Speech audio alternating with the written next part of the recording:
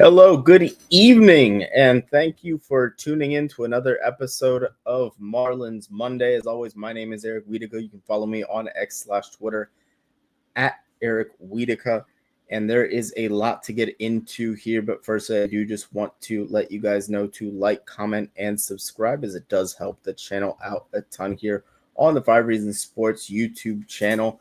A lot to get into today. The Marlins back at 500 from 16 under to 500 in the span of about a month and a half, anchored by a 44-game stretch that saw the Marlins go 30-14 over their last 44, culminating here in a sweep of the Yankees in the highest attended series in Lone Depot Park history. Over 100,000 people showed up between Friday to Sunday to watch the Marlins really kind of take apart the Yankees. The classic ball game on Friday, winning 13-12 in walk-off fashion, coming back from 6 runs down. Really not getting the best start from Jansen Junk and kind of overcoming that with, through the strength of the bullpen and the timely hitting. Augustin Ramirez showing up Friday and then Saturday. Kyle Stowers showing up on Sunday. Just all facets of the team working here for the Marlins, as really they get back to 500 and kind of, I don't want to harp on it too much just yet, but lurking in the playoff race here, as they are now 6 games out of a wild card spot, 7 games out of the division. Kind of wild that the division and the wild card are pretty much the exact same record, but it's a tough year in the NL this year. You do what you can with what you got. But a really, really good run of late for the Marlins. There's a lot to get into here. Kyle Stowers, NL Player of the Month. I do just want to touch on that firstly. Hit 364 in the month, 10 homers. First Marlins player since Giancarlo Stanton to get that award, and it's fitting because Giancarlo Stanton was the last Marlins hitter to win MVP. And don't get me wrong, that's the Shohei Ohtani, annual award at this point in the National League. But I think rightfully Kyle Stowers is getting himself into those conversations. He's not going to win it, nor should he probably, but I think it's absolutely deserved for him to finish somewhere in the top 5 in the National League, especially when you consider just the idea, again, of value. And, you look at what this Marlins team was supposed to be on paper, and a part of the reason why they are at 500 and why they have had this turnaround is what he's done in the last month and a half for this ball club. So I think Kyle Stowers, you can't say enough about him right now. Started getting a smattering of MVP chants at the stadium, which was fun to see for a guy that really struggled last year to turn around and get, that kind of reception is just, it's an unbelievable progression for him. And you love to see it. And another guy, you want to talk about unbelievable progression. Edward Cabrera has suddenly become one of the most consistent starters in all of baseball. You're talking about a guy now with a 2.17 ERA since May, who you can now pencil him in to, it's just the thing with Cabrera that's really impressive to me is just the command of the strike zone. He goes 6 innings against the Yankees, walks 1. The walks per 9 have just, over the last 2 or 3 months, have absolutely cratered to where, you're surprised if he's walking more than 2 batters a start at this point, which, I never thought I would live in a world where I would say that, but it's at that point with Cabrera. Everything he's throwing right now, he's throwing for strikes, and it's phenomenal to see. There was a lot of talk in the past week about, maybe Cabrera is going to get dealt. What would the Marlins get for Cabrera? What could they get for Cabrera? Early returns so far, obviously it's only been 1 start post trade deadline, but, you give that performance in that moment against the Yankees. Again, everything that's happened in this last 3-game series has been amplified times 10 because of the spotlight that they've been under in this series against the Yankees. They've had the higher attendance. They've had, all of a sudden they sweep the Yankees, and now people are talking about the Marlins when really they should have been talking about the Marlins 2 or 3 weeks ago in the midst of what they've been doing. But, with things like this in this market, things tend to catch on nationally a little bit slower than in some other places. But I think that that's fine. The one thing that I do hope carries over, though, from the weekend, and I think it'll be interesting to see, is some of the attendance numbers. Now, obviously, they're not going to sell out Lone Depot here against the Astros, but I don't think it's out of the realm of possibility to expect 16 to 18,000. Because if you're one of those 32, 33,000 people that showed up Friday, Saturday, Sunday, it's pretty easy to imagine, one out of every two, one out of every three of those people, somewhere in that range, saying, hey, I really enjoyed that. This is a fun team. Why don't I go out and check them out again? Tickets are still cheap. They're still attainable. Now, parking around the stadium, that's never going to be great, unfortunately. But, I think, number one, you kind of just accept that in Miami. It is what it is. But number two, this team is worth it. This is a product that for 20, 25 bucks, yeah, absolutely. Why not catch a game? Yeah. And then because it's such a fun young team. And speaking of fun and young, I would be remiss if I didn't mention Jacob Marsee and what he did in his debut. And I don't think we can gloss over it because, again, everything that we saw in this series against the Yankees was just amplified times 10. I mean, when was the last time a Marlins rookie debuted in a game with 30,000 plus people? And it's easy for a rookie, a guy in the Marlins organization who maybe doesn't expect half, that amount of people to be in the stadium on a given night.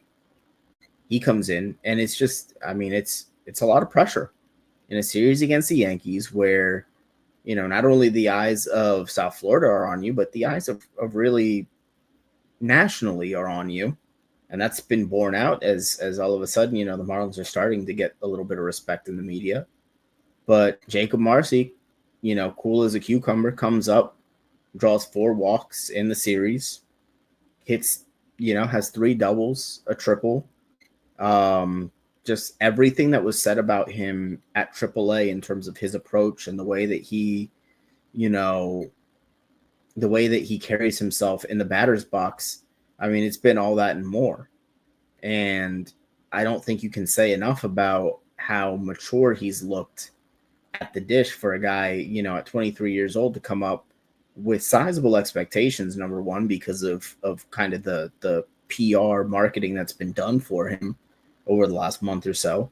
But number two, it's a lot of faith put in him by the team when a guy in Jesus Sanchez, who's been a staple in the lineup for the last 4 or 5 years. Now, granted, he was never an all-star, but he's been one of your better hitters in general over the last 4 or 5 years. You moved him almost exclusively to see more of Jacob Marsee. And that's a lot of pressure. I don't think that should be lost on people here in this. So I'm really bullish in what I've seen, from Marsee to this point. And it's just, there's a lot of really interesting youth on this team. When you think about Marsee, you think about Stowers, you think about Cabrera, and that's not even touching on Yuri Perez right now, who over his last 6 starts has pitched to a 1.06 ERA.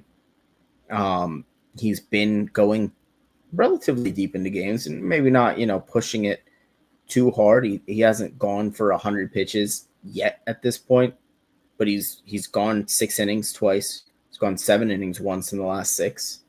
The control isn't necessarily where you want it to be just yet, but I think that makes the 1.06 ERA all the more impressive, because you're looking at a guy that might not be at his absolute peak in terms of sharpness just yet, and he's still carving up batters left and right.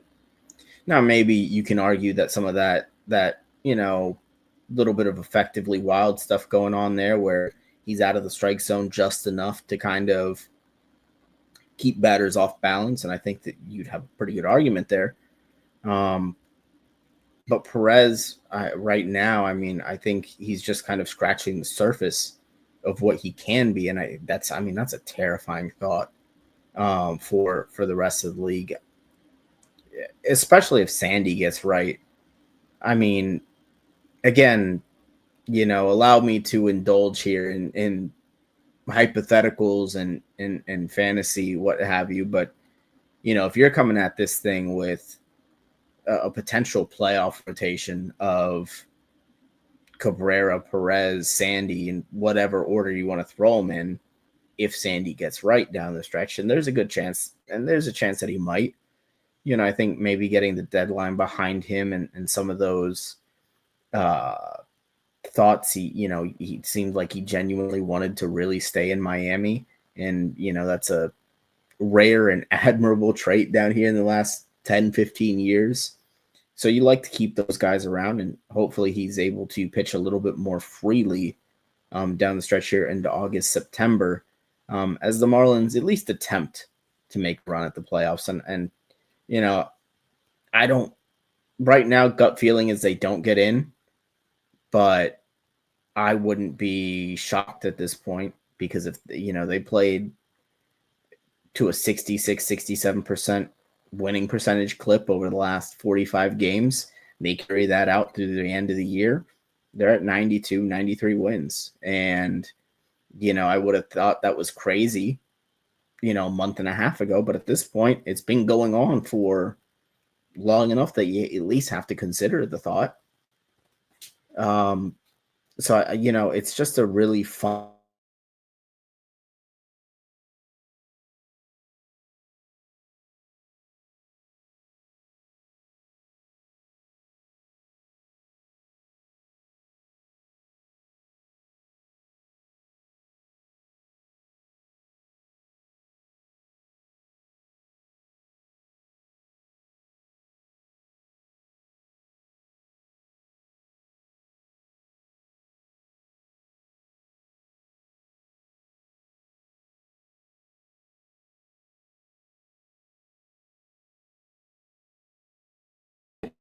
Oh, there we are. We are back. Apologies on that, but I was just getting into, as mentioned, there's a lot of really exciting things happening with the Marlins right now between the rotation, and that's not even getting into the potential return of Ryan Weathers, guys like Robbie Snelling and Thomas White kind of coming down the pipeline. And then in the lineup, again, we've talked ad nauseum about Kyle Stowers. Everyone knows about Agustin Ramirez. I mean, Agustin Ramirez right now, you can make an argument that he's probably, and I use the term catcher loosely, I will, catcher. He's probably the best power hitting catcher in the game this side of Cal Raleigh. And then, another guy that I don't think has gotten nearly enough love over the course of this month and a half, 2 month stretch is Xavier Edwards. I mean, the guy has been extremely consistent since moving over to second base. He's given you Gold Glove caliber defense, and he's been a guy that's hitting 325, 330, getting on base at a 380, 390 clip here for about 2 months now. I hope at some point the stolen bases come back for him. But at the same time, right now, I think you do have to consider, with Kyle Stowers hitting as well as he has, and Otto Lopez being as clutch as he's been all season long, I understand Xavier Edwards being a little bit more gun shy on the base paths, because he's got guys that have legitimate slug behind him that can score him from first relatively easily. So maybe he won't get, obviously he's not going to get to that 60 stolen base number that he, talked about at the beginning of the season, but I'm okay with 25, 30 steals from X right now, because he's getting on base, and I know he can score from first on a gapper. He's not in an offense right now where he necessarily needs to steal second in order to score a bunch of runs for this Marlins team. Um, and so he's just doing everything that he's needed to at this point. Um, the bullpen, you know, you go down the line. Tyler Phillips. Um, I mean, listen, if a guy coming out of the bullpen smacking himself in the face repeatedly doesn't scream closer, I don't know what does. Maybe that's the answer at closer for the Marlins. Although they've done just fine with their committee approach, they trust everybody back there. They trust Enriquez, they trust Bender, they trust Phillips, they trust Fokker, they trust uh, Gibson, they trust Simpson. Maybe they shouldn't trust him as much, but they do. Um, there's no shortage of options right now in the Marlins bullpen. There's no shortage of options in the lineup. There's no shortage of options just about anywhere. And you know what? I'll even give a shout out to Graham Pauley because if you go back to at least the start of the Royal Series here, which is in the second half, basically since the All-Star break, he's hitting 257, getting on base at a 361 clip and an OPS of 748. And with the defense that he gives you at the third base position, that is more than fine because the guy is one of the best defensive third basemen in baseball right now, period. Um, and again, I don't think it can be stressed right now. Number one, you go back to the deadline and the moves that they didn't make in terms of moving guys from their bullpen or moving Cabrera or moving Sandy. And you look at what this team can be with those guys, all of those guys next year, and bullpen guys a little bit less, but I'm really more so talking about the starters that are kept on the team.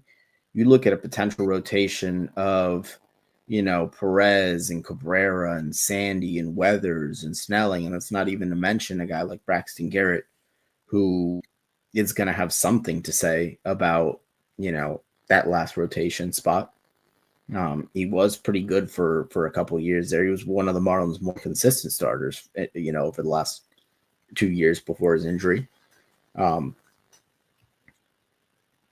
you look at the foundation that they're building and what they have in guys like Edwards, like Stowers, like Ramirez, like Hicks, like potentially Marsee. We'll see. Like potentially Heriberto Hernandez, like Otto Lopez, who, again, if you're going to be solid and hit 250 with, mid-teens homer power, but play a really good shortstop, fine, great, awesome, love that. You don't need much more than that out of your shortstop. And I think that that's exactly what Otto Lopez gives you, and I think that's fine. You'd like to see a little bit more right-handed power, and I think that there are guys that are coming in that department. They've got a few players that are close as well. I think of a guy like Kemp Alderman down in Double-A right now. He's got a 288 average, 790 OPS, 22 years old, so he's still pretty young compared to his competition. And the guy just hits the ball consistently, 110, 112 miles an hour, 6'6", 230. Runs pretty well for his size. Just insane raw power out of a guy like Alderman. He's a guy that I would be watching as, a sneaky candidate. Maybe not this year, but next year, come June, July, if he's up at AAA and playing well, I wouldn't be surprised if he's one of your corner outfielders come next July. Maximo Acosta, a guy who can play middle infield over his last 30 games at AAA, hitting, has a 958 OPS, pretty good glove. The arm probably doesn't play it short long term, but he's just another option that they have. And right now, I think that's been the word in 2025 is organizational depth, because you look at what they have now, pitching wise, organizationally, you look at what they have in their position players organizationally, and it's just a conveyor belt right now. And this is just kind of that Rays blueprint kind of being born out in real time, where it just felt like, they just had this army of nameless, faceless guys that they would just throw at you. And it would just be, all right, well, this guy's good. And then this guy's good. And then this guy's good. And that's kind of what the Marlins are trying to do right now. And I'm hopeful, and we'll see if this gets borne out in the next couple seasons, that they're willing to do that, but then also invest in the product in a more serious way than Rays ownership has in the last 15 to 20 years. But that is all that I have for today. I do just want to, a couple programming notes here. I am going to start doing these on the evenings. Just allows, number one, I think, for a larger viewership window, a little bit more interaction as well, as more people are, just around 5, 6 p.m. and doing this in a truly live fashion. I think it gives me more flexibility in that. And then secondarily, Marlins starting a series against Houston here, trotting out Sandy, Quantrill, and Junk against the Astros, who are 2-8 over their last 10. Following that up with a 4-game set against the Braves. The rubber is meeting the road. This is going to be a big week here for the Marlins. And again, hopefully next week I'm talking about the Marlins being over 500 and even closer in this playoff hunt. It's been a really fun run for the Marlins. It's been a fun run following it with the Marlins. And I hope you guys had a little bit of fun following along. We will be doing this again next Monday and hopefully every Monday here throughout the end of the regular season, as it should shape up to be an exciting Marlins season. As crazy as that sounds. But I will catch you guys next time. Thanks for watching. See you then.